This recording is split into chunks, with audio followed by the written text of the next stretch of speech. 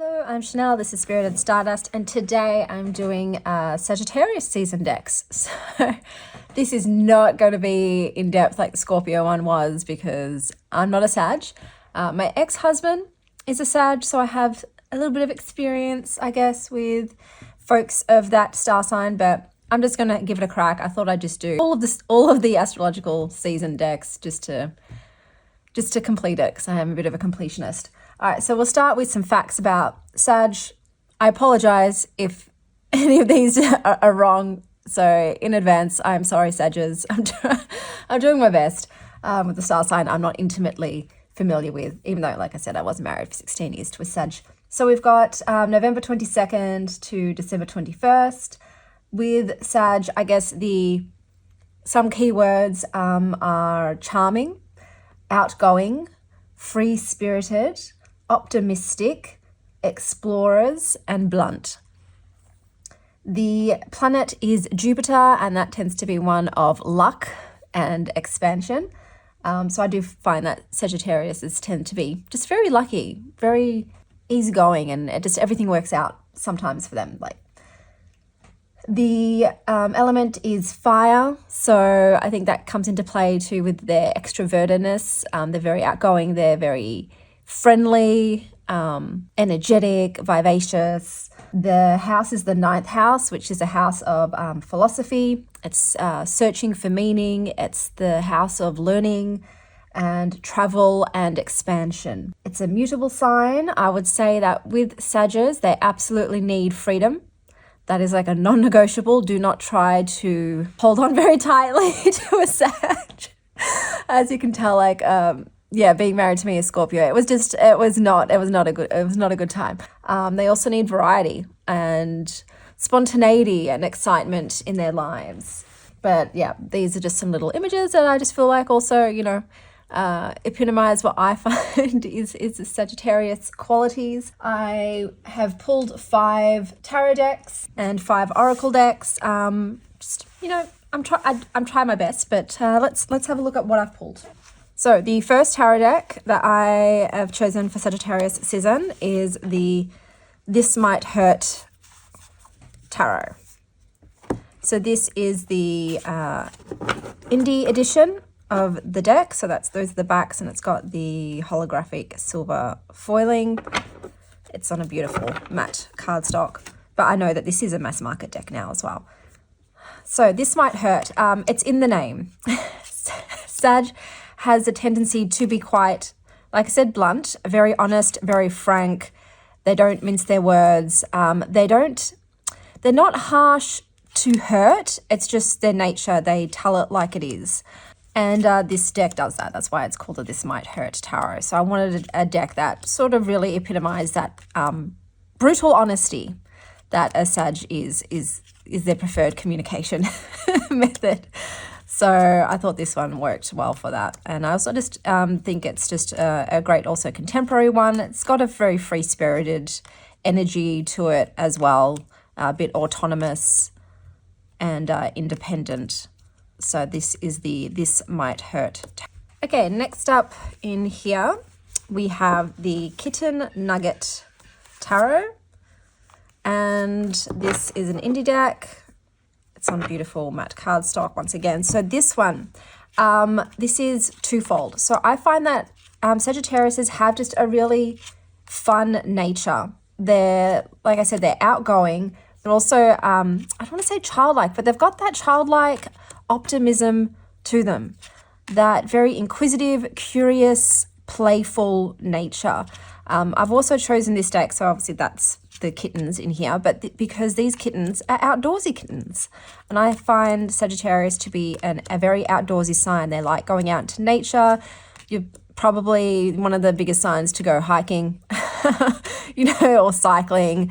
They are kind of sporty, but like I said, really like being in nature and being outside and doing the activities and having fun. I find like it's a very energetic sign as well.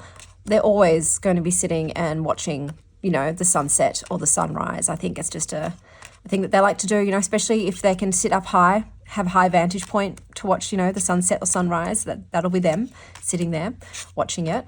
So I thought this deck really epitomized those qualities. This is just really fun and playful, and like I said, it's got that real outside picnic kind of vibe to it. Okay, so the next deck I have chosen is the Adventure Time Tarot.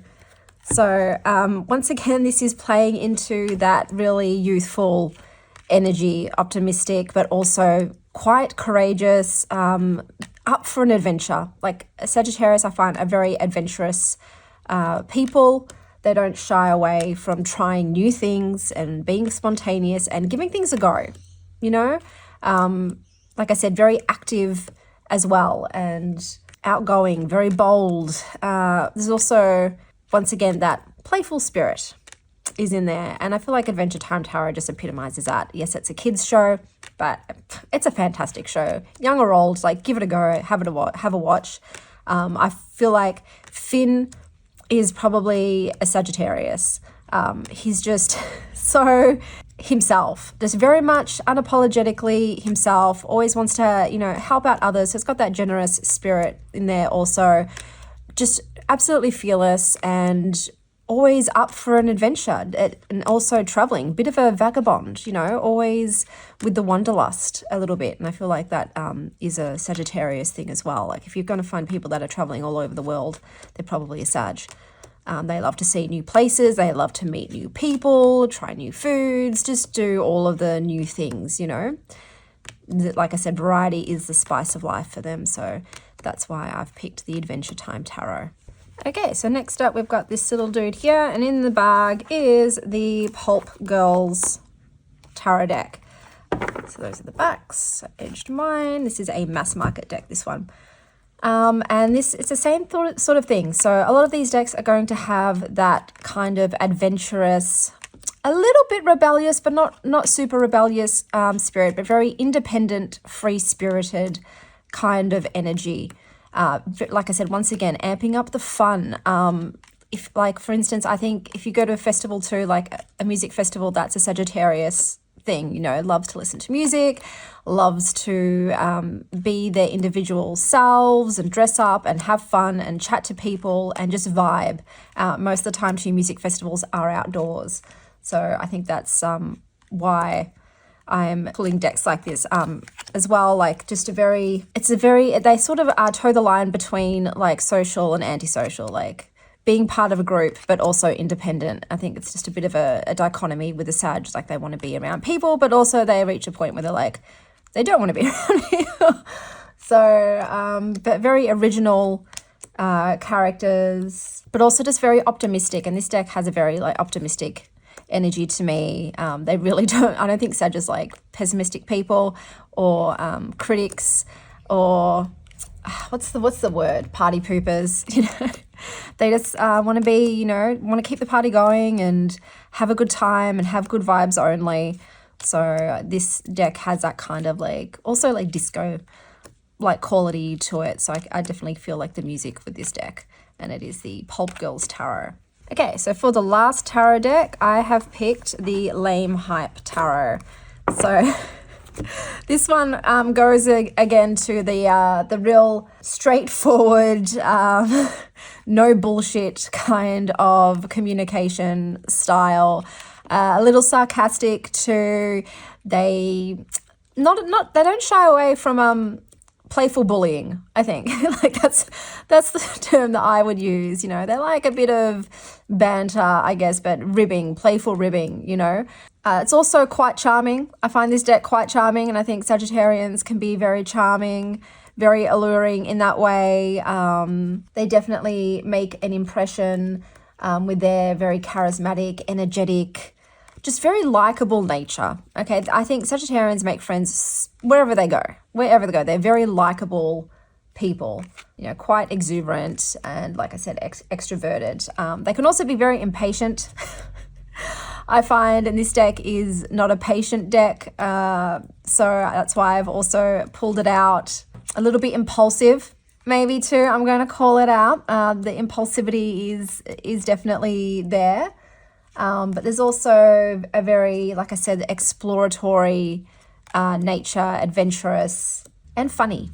You know, they've got a sense of humor. So this deck also has a sense of humor, which is why I've chosen it, and it is the Lame Hype Tarot. Okay, so let's take a look at the oracles. So I feel like I'm just going to be repeating myself a lot, obviously, because all of these decks, I feel like epitomize the Sagittarius qualities. And, you know, how many words can I find to describe a Sagittarius? But this one is a very, I think, light deck. Like, it's very, I don't say it's popular, but it's palatable to the masses. You know, I think everyone gets along with it. It's got that blend of fun and quirky and magical. I do feel like there is a spiritual lean to Sagittarius. They're like the whole ninth house thing, the quest for meaning, the search for meaning, the philosophical and spiritual truths, I think are very much in there. And yeah, this deck kind of like feels that way to me. And it feels like a very idealistic deck. You know, this is a very happy world, and everyone's just living their own lives, doing their own thing, and it's the Everyday Witch Oracle. Okay, so next up we've got this one. This is the Oracle of the Essences. So those are the backs. This is an indie deck. I've picked this one because it has variety. So this is a multi-artist deck. And like I said, with Sag, they want variety. They want to spice things up. They don't want the same thing all the time, every day. And so with a deck, if you have multiple artists, you get a different hit, a different flavor with every single card. So it doesn't get bored. There's no like repetitiveness. There's no monotony. I think that's, like I said, big thing too with Sag. Not that they're hard to lock down, but they're hard to lock down. It takes a lot to, you know, get a Sag to commit and stick around and, you know, be with you every single day for the rest of their lives.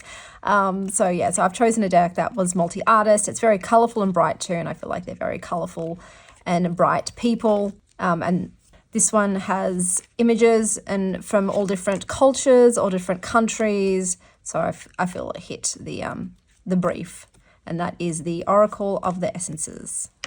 Okay, so next up we've got Cats in the Garden. So this is what it's like. I love this deck. So these are cats in nature.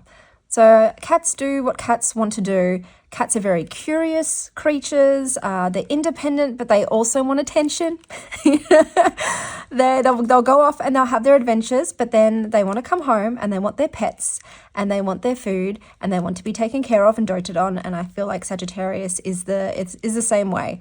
And like I said, because they're in the garden, they're in nature, they're being active, they're having a play, they're going hunting. I think the Sagittarius symbol is also an archer, so you've got like that hunter aspect in it, but also just that forward motion. Like once they want to do something, they go and they do it. You know, like it's just immediate. There's no faffing about. And they're always learning, you know, about anything and everything. I think they're forever students. But yeah, look, some of the more like, I guess, negative aspects, they're a bit self-indulgent perhaps. You know, they, like I said, they like to do things that they want to do when they want to do it. But, you know, so do cats. So that's why I picked this deck. Okay, so the next deck that I have picked is the Sparkly Lenor Man. So yeah, don't be deceived by the cute, friendly, you know, sweet nature. This deck will tell it to you straight. So you don't get more blunt and upfront than a Lenor Man. Like there are cards in this that are definitely heavily negatively skewed, you know, and it's just like, this is what's going to happen today. Bam, bam. Thank you, ma'am.